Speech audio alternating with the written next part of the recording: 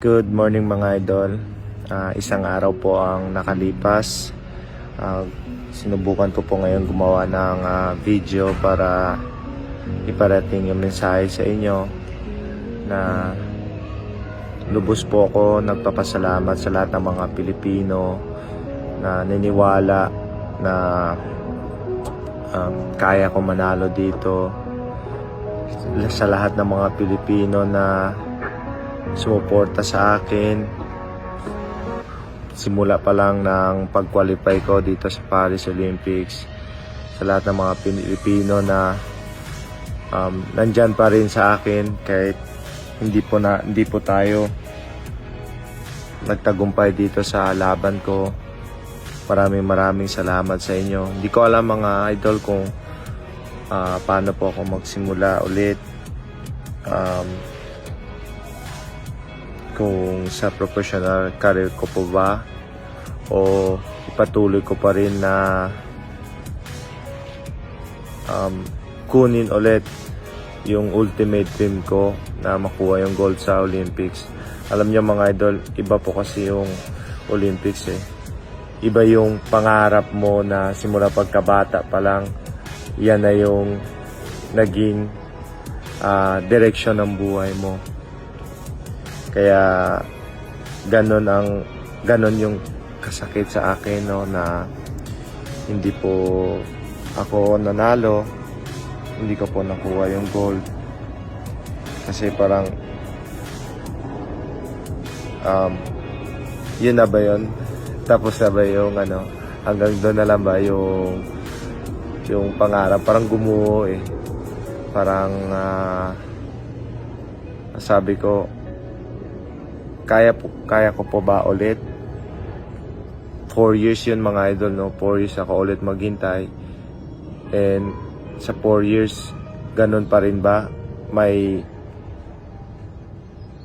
chance pa rin ba ako noon? Malakas pa ba ako noon? Hindi ko alam mga idol, no? So, ang hirap talaga. Pero sobrang grateful po ako sa mga tao na nakapalibot sa akin. Dahil sobrang positive siya lahat sa mga advice nila sa akin. Yung mga tao na nagbigay sa akin ng mga magagandang mensahe. Lahat ng mga Pilipino na nagbe-message sa akin, puro magaganda. Paunti-unti po, parang bumabalik yung lakas ng loob ko. Ito ngayon na nagawan ko na po mag-video para kausapin kayo dito sa social media. And masaya po ako dahil hindi ko man nakuha yung panalo, pero nandyan pa rin yung mga suporta nyo. Lahat ng mga Pilipino na sumusuporta sa akin, nandyan pa rin kayo.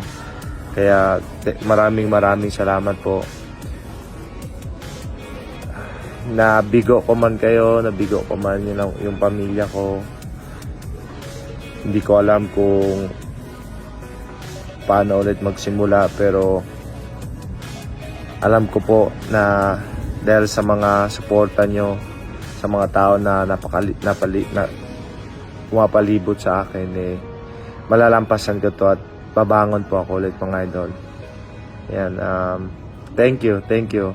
At hiniling ko po na sana po itong mga natitirang araw, sama-sama pa rin po natin suportahan yung mga Pilipino na lumalaban pa dito sa Paris Olympics. Na sana po hindi man nakuha ng Idol Yumir nyo yung gold, sana makuha ng mga kasama namin at makuha nila yung tagumpay. Dahil yung tagumpay po nila, tagumpay po din natin lahat. Tagumpay po ng bansa natin, karangalan po ng bansa natin. And I'm so proud mga idol, no, na for the second time nag-represent po ako ulit sa Olympics. Dala-dala yung bandila natin. Even mahirap po para sa akin sa weight class ko. Remember na Hindi ko pala in-expect na nandito ako ngayon, no? Kasi yung weight class ko tinanggal, mga idol. Naging yung natural fighting weight ko po is middleweight lang. Lumaban po ako dito ng light heavyweight.